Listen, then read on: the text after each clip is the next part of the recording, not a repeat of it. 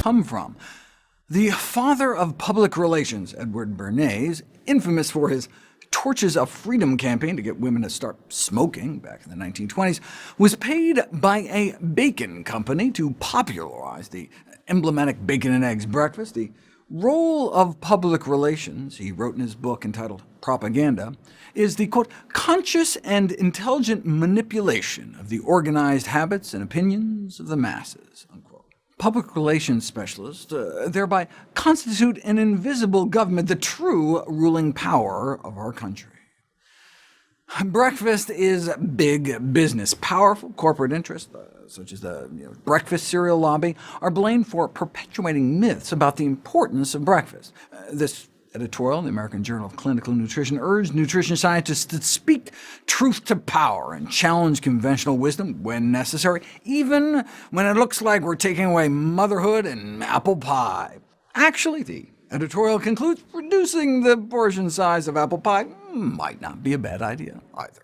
So should we break the feast and skip breakfast to lose weight? Though advice to eliminate breakfast will surely pit nutrition scientists against a very strong and powerful food industry, skipping breakfast has been described as a straightforward and feasible strategy to reduce daily calorie intake. Unfortunately, it doesn't seem to work. Most randomized controlled studies of breakfast skipping found no weight loss benefit to omitting breakfast. How is it possible if skipping breakfast means skipping calories?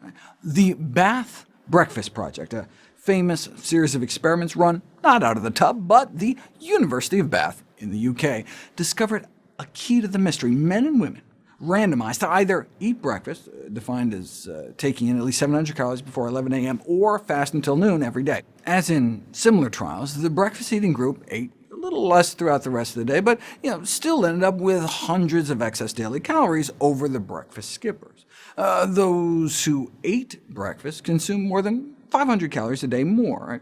I mean, over 6 weeks, that would add up to over 20,000 extra calories. Yet after 6 weeks, both groups ended up with the exact same change in body fat.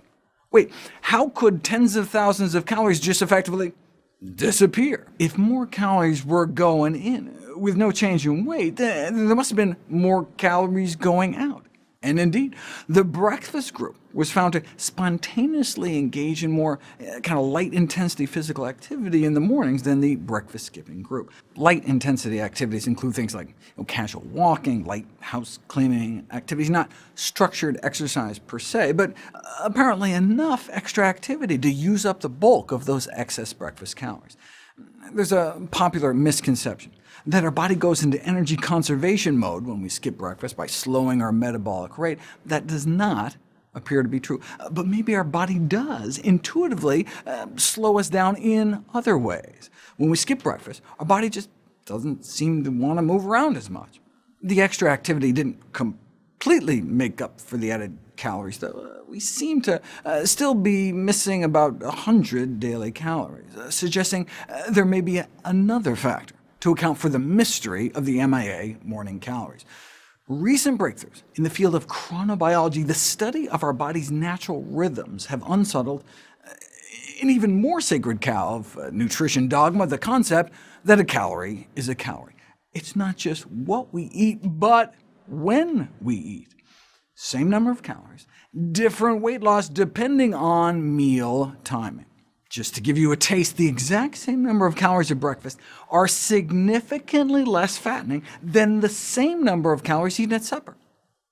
What? I mean, that's just mind-blowing, right? A diet with a bigger breakfast causes more weight loss than the same diet with a bigger dinner.